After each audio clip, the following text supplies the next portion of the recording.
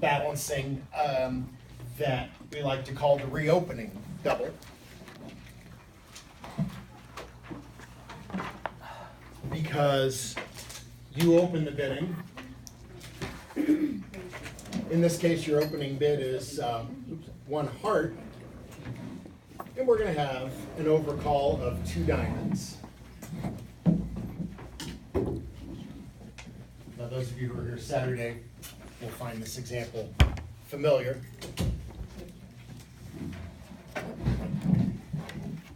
So, this comes back around to you.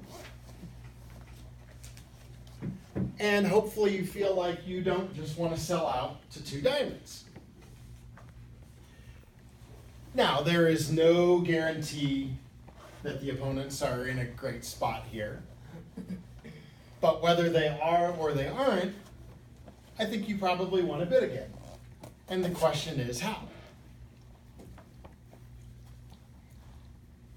So even though you are the one who opened the bidding, and we usually think of a takeout double as being made by an opponent after you open the bidding, what you essentially have here is a takeout of 2 diamonds, right?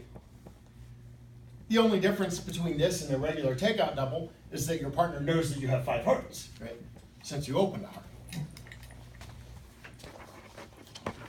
This is the perfect type of hand, excuse me, to reopen the bidding with a double. It's the most flexible thing you can do.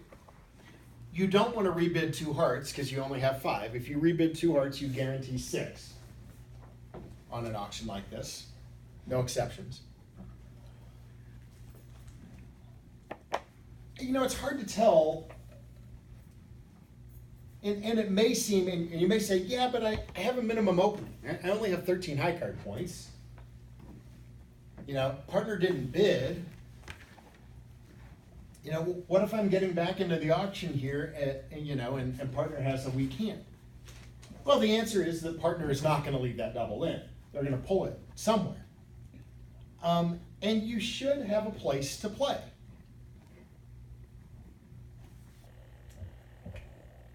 If you come back here with a double, and now partner is on the spot and has to deal with your double, what do?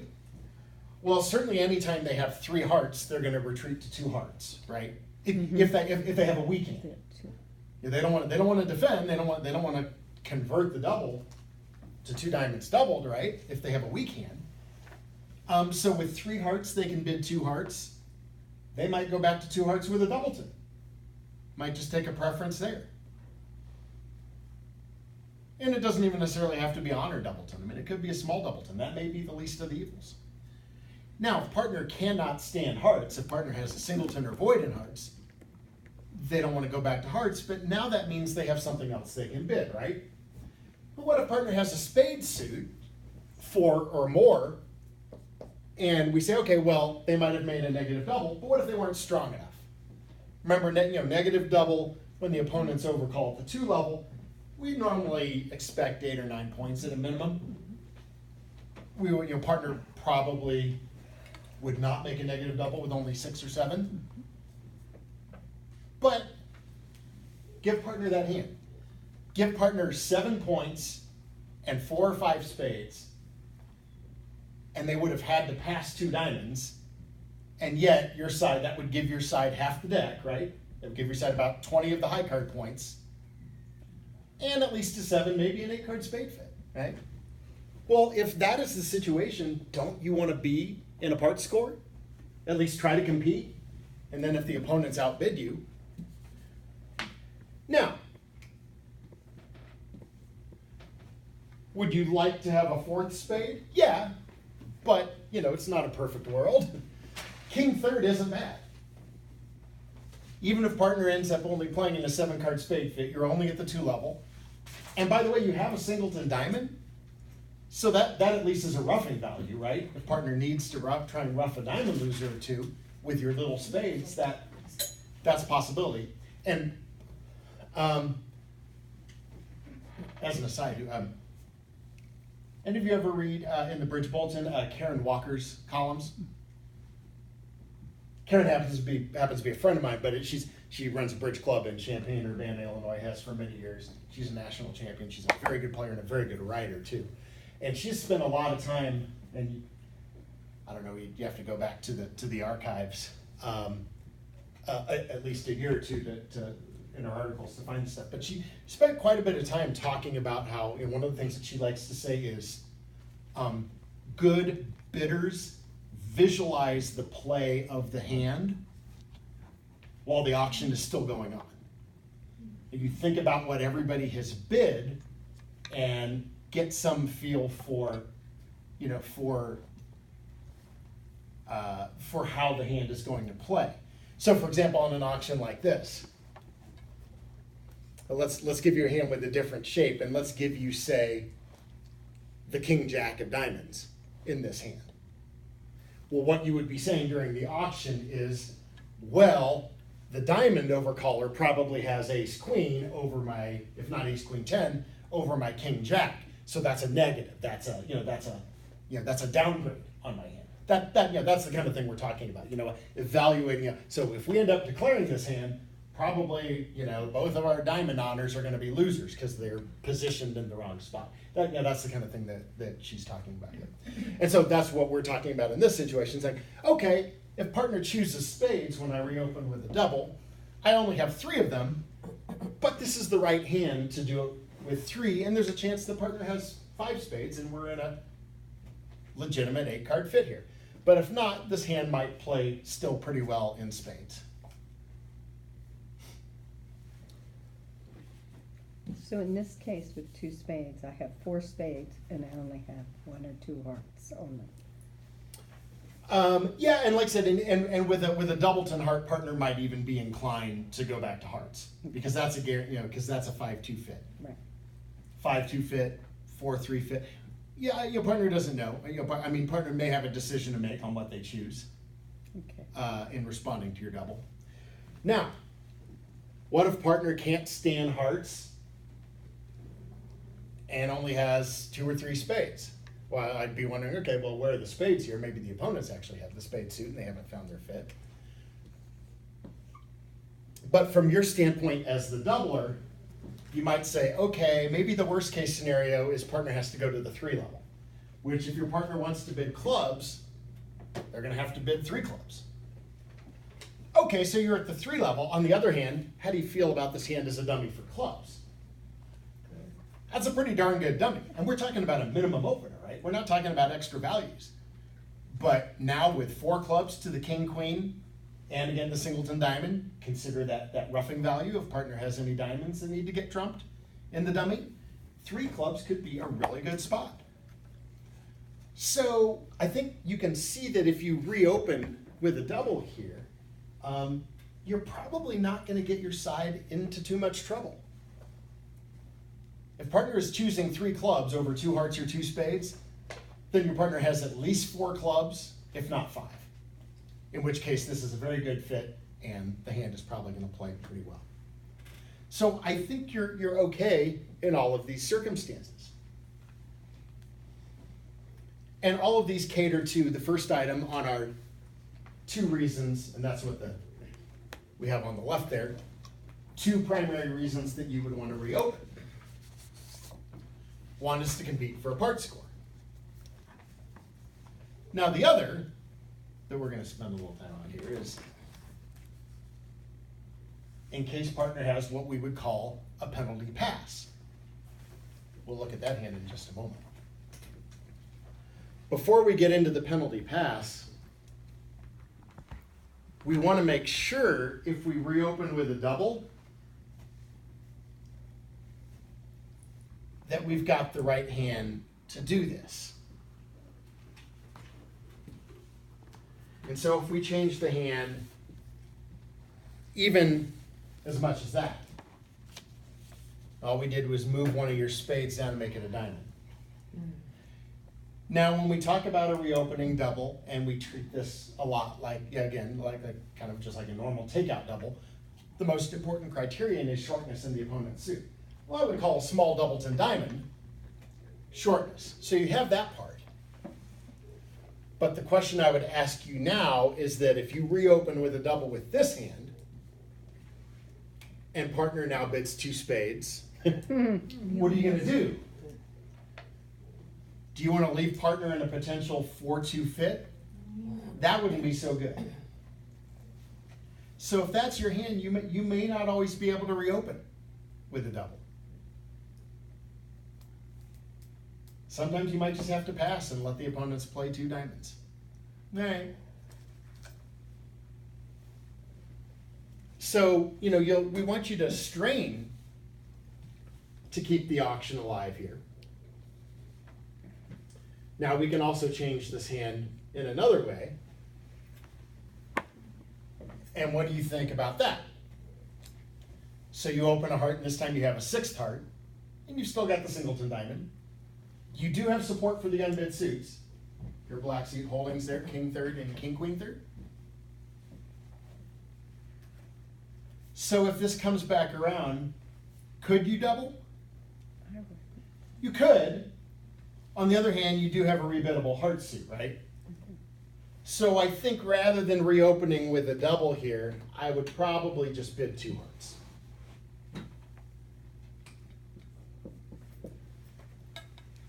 You might have a good club fit, you might have a good spade fit, and in fact, you might have a black suit. If partner has a singleton or a void in hearts, it may be that the hand would actually play better in one of those suits. But I think that probably just showing your 6th heart is a better description. And probably as good of a place as any. And in that way, and what if the opponents decide to compete to 3 diamonds? Well, your partner may actually want to compete to 3 hearts. Like your partner might have the weak hand, but actually have heart support. And so knowing that you had 6 of them would be valuable if you were in a 9 or even say a 10-card heart fit. So I think that's the path I would choose with that hand.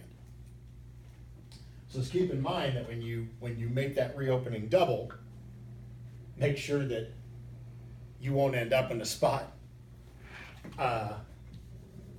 that you wouldn't end up in a spot where where you'd really where you'd really have a problem.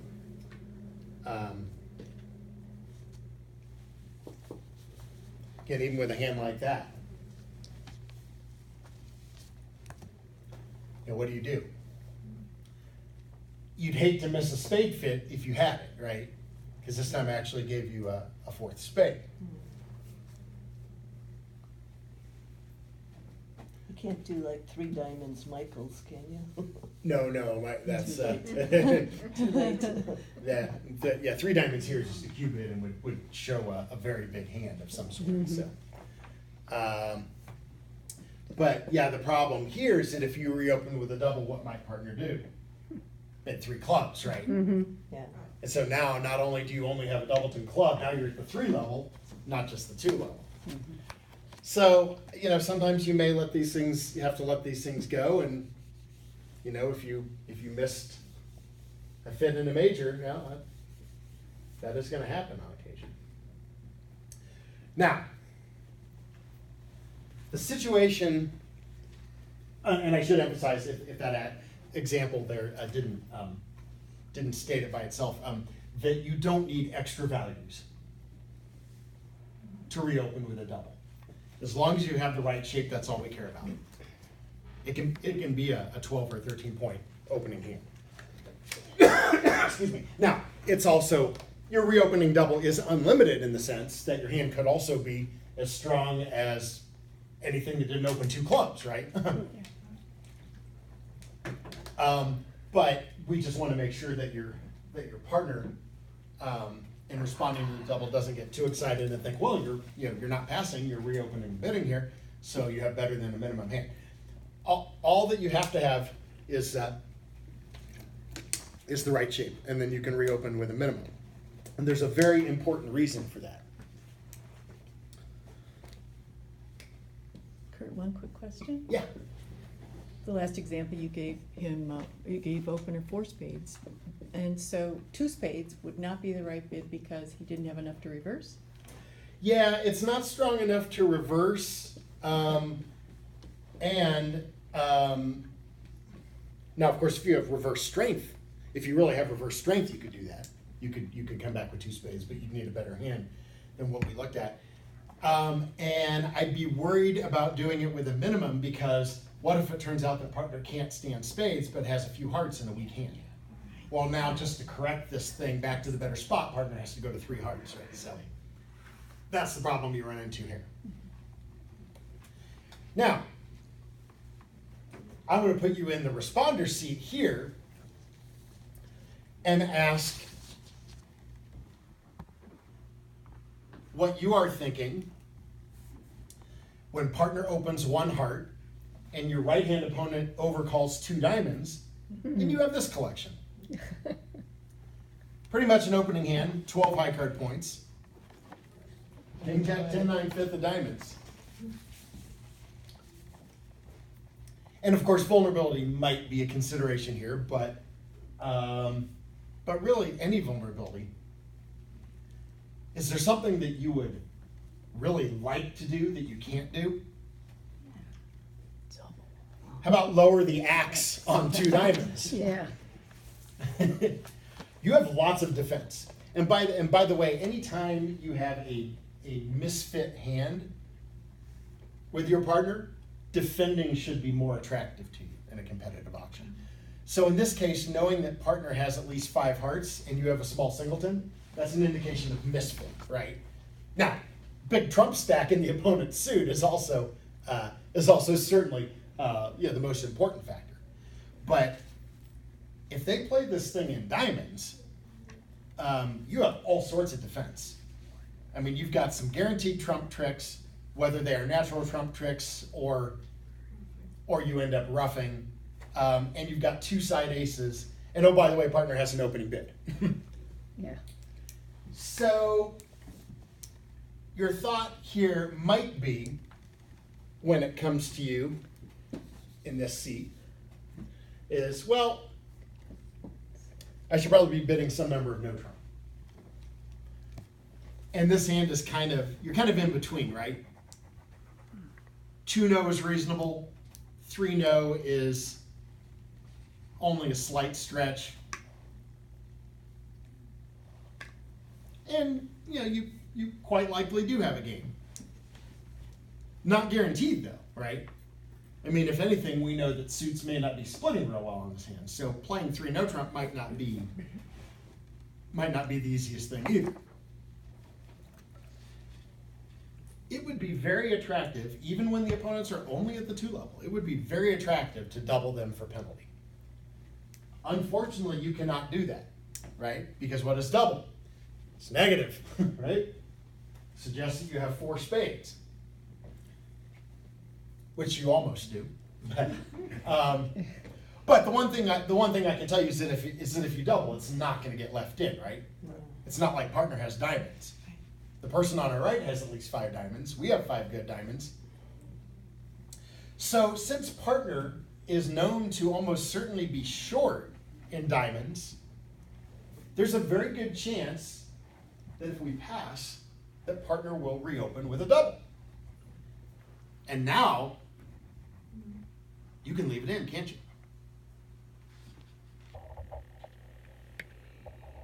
So this is what we call the penalty pass. And, as I said the other day too,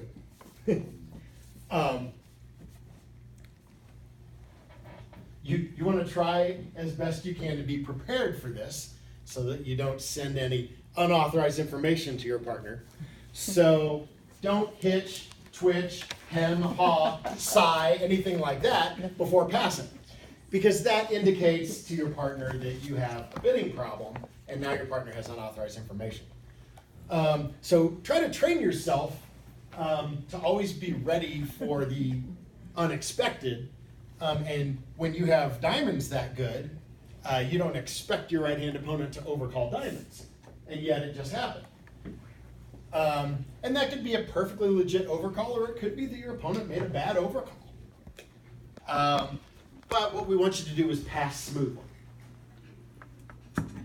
Now, I understand that this looks kind of scary because you're thinking, ooh, if we have a game and I pass, Partner might think that I have a bad hand, and then we don't bid our game. But this goes hand in hand with your partner reopening the bidding with diamond shortness with most hands, even the most minimum of openings. And that's why we do it. And so that's why when you have this hand over here that we originally looked at, that's why it's so critical that you reopen the bidding with the double.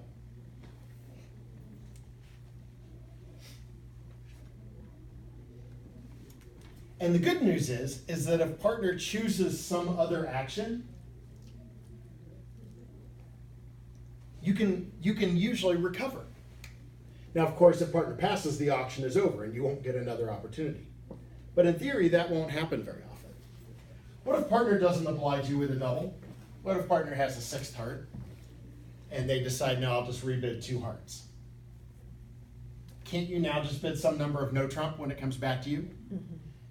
And certainly if you jump to 3 no trump, partner's going to be, oh, I got you. You were waiting over there. The opponents were in trouble. You've got good diamonds. Partner will know. Because the first thought might be, well, partner, have you lost your mind? How can you have passed the first time and now you want to bid 3 no? The answer is that's how. Is that you have an opening hand and you have really good diamonds and you were actually hoping for a double. Partner can't always oblige you. But it's pretty unlikely that partner's going to sell out to 2 diamonds because usually they're going to be able to reopen.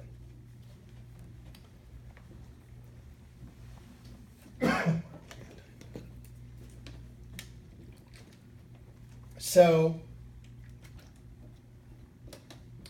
I also realize that it's not attractive to many of you to defend a doubled contract at a lower level, like here. Defending 2 diamonds doubled may not strike you as all that appealing.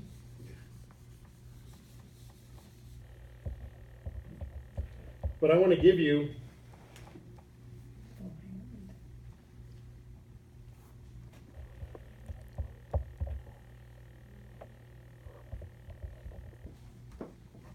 the overcaller's hand.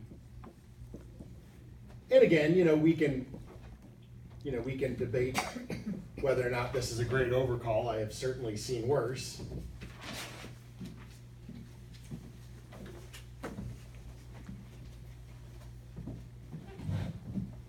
I'm not crazy about that hand up there in the north position as a vulnerable overcall.